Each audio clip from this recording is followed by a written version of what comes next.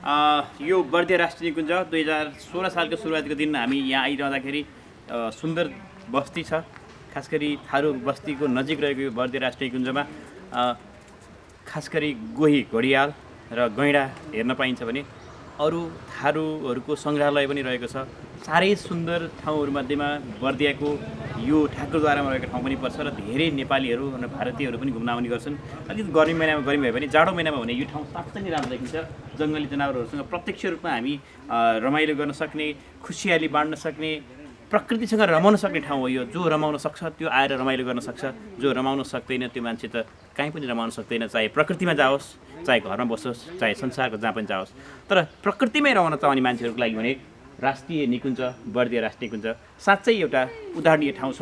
आज 2016 साल जनवरीको 1 तारिकको दिन राष्ट्रिय निकुञ्जमा सुआहारा टिम क्लस्टर टिम नेपालगञ्जबाट आउँदाखेरि मलाई क्यामेरामा सहयोग गर्नुहुने ललिता बस्नेत र म श्रीधर न्यौपाने।